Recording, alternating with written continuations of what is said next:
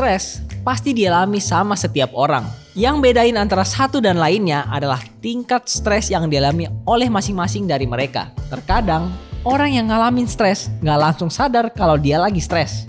Soalnya, dampaknya timbul secara perlahan. Seperti mengganggu aktivitas sehari-hari, mood yang sering berubah-ubah, kondisi fisik yang kurang fit, dan lain sebagainya. Karena tanda-tanda tersebut dianggap biasa aja, makanya banyak orang yang kurang memperhatikan tingkat stres yang mereka alami.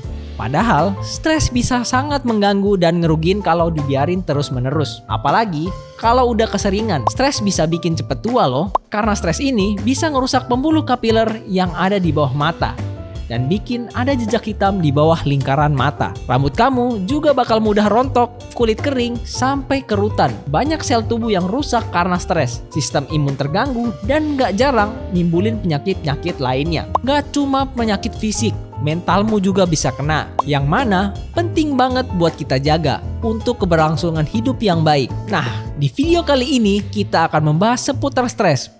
Mengenal tanda-tanda dan dari mana sih stres itu muncul, serta apa yang perlu kamu lakukan waktu lagi ngadapin stres ini. Halo teman-teman, saat ini kamu berada di segmen Self Improvement bersama Si Grada. Kamu tertarik untuk belajar hal lainnya? Kunjungi channel Si Grada dan pilih topik yang kamu suka ya. Jangan lupa subscribe dan nyalakan lonceng karena Si Grada akan update setiap minggunya dengan konten-konten baru yang tentunya akan menambah insight kamu. Selamat belajar! Sebelum kita menjelajahi lebih jauh, harus tahu dulu nih, sumber stres itu dari mana aja sih? Ada berbagai kemungkinan yang bisa menyebabkan seseorang mengalami stres. Yang paling sering terjadi adalah adanya tekanan pekerjaan, masalah finansial, perundungan atau pembulian, penyakit, kekerasan dalam rumah tangga, dan tidak punya tempat tinggal. Nah, kalau itu kan masalah yang besar ya. Stres juga bisa disebabkan oleh masalah-masalah yang kecil atau sepele loh. Seperti adanya konflik atau pertengkaran, baik dalam keluarga, pertemanan, atau hubungan bersama pasangan. Atau sekedar mikirin masa depan yang gak pasti bakalan kayak gimana. Sumber stres dikembangkan dalam 3 kategori umum, yaitu yang pertama, adanya dampak perubahan yang meresahkan. Yang kedua, kita merasa ada faktor eksternal yang bisa ngancem dan bahayain diri kita. Dan yang ketiga, stres muncul ketika kita ngerasa kehilangan kendali. Seolah-olah kita nggak bisa ngontrol diri kita sendiri. Semua sumber stres yang kita alami ini pun berbeda-beda antara setiap individu. Tergantung dari status kita sekarang. Misalkan, kamu seorang pelajar yang tingkat stres terbesar kamu adalah tuntutan buat jadi lebih pintar dan dapatin nilai yang bagus. Atau kalau kamu karyawan kantoran, maka tingkat stres terbesarmu bisa jadi adalah kerjaan yang gak ada habisnya, lingkungan kerja yang gak enak, atau deadline yang gak karuan. Stres gak cuma dialami oleh mereka yang terlihat kesulitan sama apa yang mereka lakuin. Bahkan, ibu rumah tangga, orang yang sudah tua, dan anak-anak sekalipun rentan mengalami stres. Mungkin kamu bertanya-tanya. Mungkin kamu bertanya-tanya, kok bisa sih ibu rumah tangga yang seharian ngurus rumah tangga bisa kena stres? Ini nih, case yang sering banget disepelein sama orang-orang. Jadi ibu rumah tangga tuh juga berat loh. Menurut Melinda Page, seorang profesor konseling kesehatan mental klinis di Argosy University di Atlanta, menyebutkan adanya perasaan terisolasi yang dialami oleh mayoritas ibu rumah tangga. Seorang ibu yang selalu ngabisin waktunya di rumah bakal ngerasa kehilangan tujuan dan identitas. Juga kurangnya interaksi sosial. Tugas ibu rumah tangga nggak cuma ngurus rumah aja, tapi juga ngurusin keluarga, anak, ngatur kebutuhan rumah tangga, yang mana semua tugas tersebut kerap kali disepelekan bahkan oleh anggota keluarga lainnya. Selain harus punya fisik yang kuat, ibu rumah tangga juga harus punya mental yang baik. Soalnya orang tua, terutama ibu itu, sumber pendidikan pertama buat anak-anak mereka. Terkadang juga harus ngurusin suami yang baru pulang kerja. Namun, karena kesibukannya sehari-hari, kadang mereka lupa sama pentingnya kesehatan mental. Emosi seorang ibu juga bisa berpengaruh terhadap pola asuh dan didikan pada anaknya kelak. Jadi, harus benar-benar perhatiin sama tingkat stres yang dialami oleh ibu. Orang tua, khususnya lansia, juga rentan ngalami stres karena dampak dari penurunan kemampuan dalam bertahan hidup, sulit nyesuaiin diri dengan lingkungan, penurunan fungsi badan, dan perubahan kondisi kejiwaan secara alami. Gak sedikit juga mereka yang stres karena mikirin ajal karena usianya yang udah tua. Terus, gimana sama anak-anak yang masih di bawah umur? baru lahir bentar aja, masa udah stres di usia muda sih? Tentunya, kemungkinan stres terjadi lebih tinggi pada anak di bawah umur yang kurang dapat privilege. Seperti adanya trauma yang dialami sejak kecil, konflik orang tua, bullying, adanya rutinitas baru waktu pertama kali masuk sekolah, atau adanya tuntutan nilai akademis. Kan sering tuh, anak-anak disuruh belajar yang giat biar dapat nilai tinggi. Karena nilai sampai sekarang masih jadi acuan pintar atau enggaknya seseorang.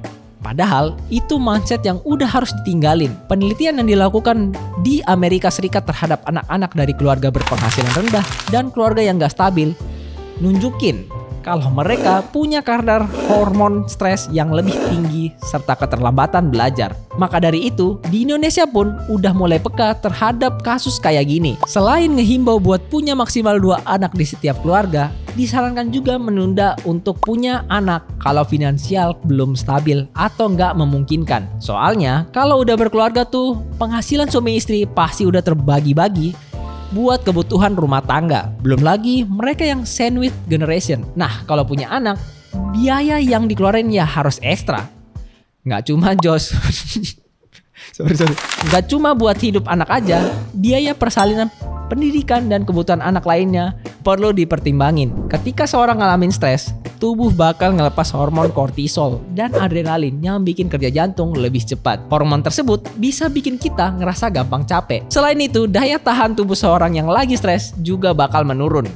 Tubuh jadi sulit ngelawan virus atau bakteri yang nyebabin lebih gampang buat terkena penyakit. Seringkali stres ini kita sepelein.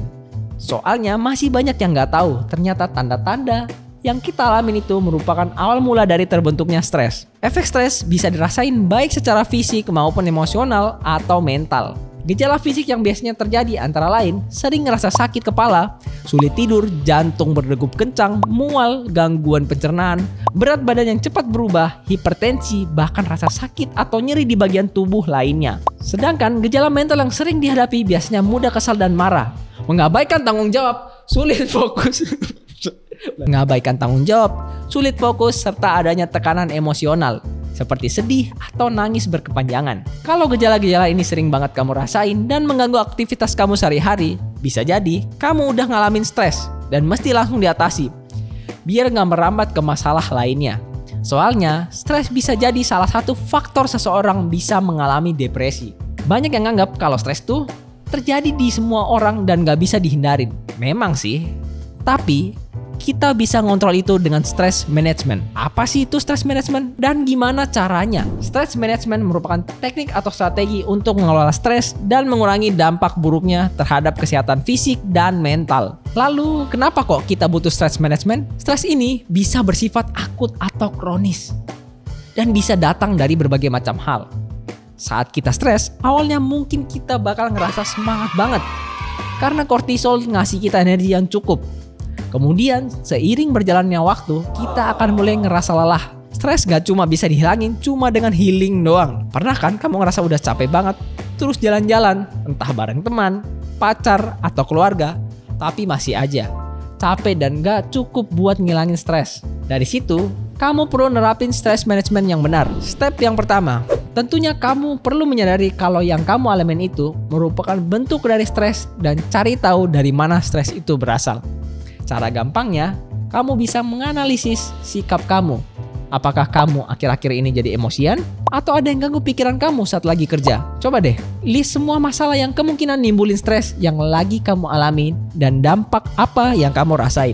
Kamu bahkan bisa bikin stress journal biar mudah diingat. Yang kedua, hindari kebiasaan buruk saat lagi stres. Misalnya, kamu lagi stres, kamu bakal ngerasa lebih baik ketika ngerokok atau minum-minum. Padahal, kebiasaan itu nggak baik buat fisik dan mental kamu. Emang sih, buat kebanyakan orang awalnya nenangin, tapi untuk jangka yang panjang nggak disarankan banget loh. Lagian, kebiasaan-kebiasaan ini cuma jadi pelarian aja dan nggak bisa nyembuhin kamu sepenuhnya. Malahan, bikin tubuh kamu nggak sehat dan cuma ngabisin duit kamu. Belum lagi, biaya yang harus dikeluarkan kalau kena penyakit karena kebiasaan itu. Sama halnya kayak ngasih self reward ke diri sendiri setelah stressful day. Sebenarnya, nggak masalah sih. Tapi jangan sering-sering ya. Soalnya kalau sering diturutin, tubuh dan pikiran kamu bisa jadi lebih manja. kamu perlu perhatiin dampaknya bagi kesehatan. Jadi, sebaiknya jauhi fast food atau makanan cepat saji juga ya. Dan yang ketiga, coba terapin strategi 4A. 4A terdiri dari avoid, alter, adapt, dan accept. Orang Bandung nih. Avoid dimaksudkan untuk menghindari hal yang gak penting dan bikin stres. Seperti, jauhi saja orang-orang yang bikin stres. Kurangi penggunaan sosial media kalau ngerasa bikin mood kamu berantakan. Hindari topik-topik yang gak terlalu penting, kayak politik di Konoha atau Wakanda, atau julitin artis. Dan jangan sungkan buat nolak ajakan orang lain kalau kamu lagi gak pengen ngelakuin hal itu. Selanjutnya ada alter, dimaksudkan untuk merubah situasi. Kalau kamu gak bisa menghindar dari hal-hal yang bikin stres, pilihan lainnya ya kamu harus coba buat ngubah keadaan. If you can change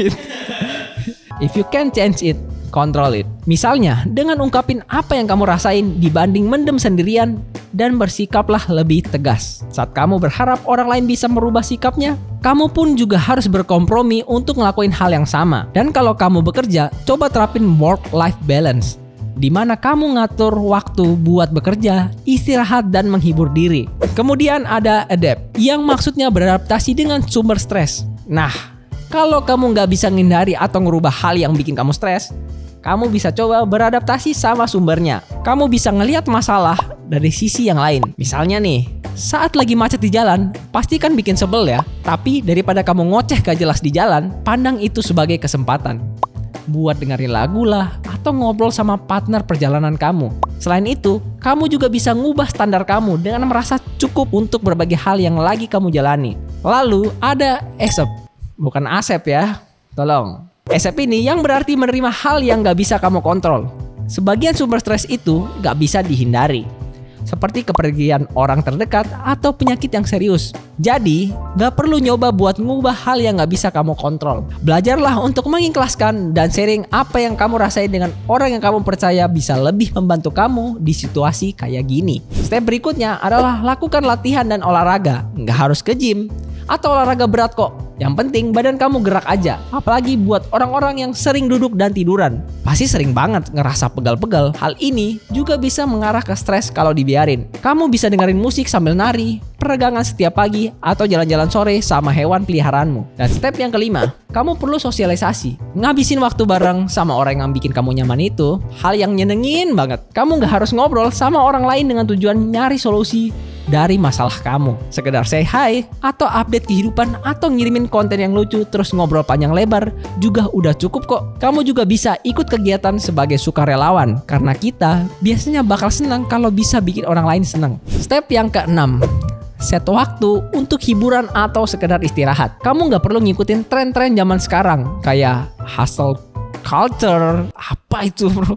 Sesuaiin sama kemampuan kamu aja. Dan pastiin kamu punya waktu istirahat yang cukup. Selain istirahat, kamu juga bisa ngeluangin waktu buat healing, seperti main game atau nontonin film yang baru tayang. Step berikutnya adalah dengan melakukan healthy lifestyle. Makan makanan yang punya gizi yang seimbang, berolahraga, dan kurangi gula dan kafein bisa bantu kamu punya tubuh yang lebih sehat. Awalnya memang susah sih, tapi kalau mau konsisten, kurangin dikit-dikit gitu. Dan jangan lupa tidur yang cukup ya. Nah, itu dia penjelasan seputar stres dan gimana kamu bisa ngadepinnya dengan stress management. Yuk coba praktekin dalam hidup sehari-hari untuk membentuk kebiasaan yang baik. Dan tentunya biar nggak gampang stres, jangan lupa cek topik lainnya di Sigrada ya. Terima kasih sudah menonton. Sampai jumpa di video berikutnya.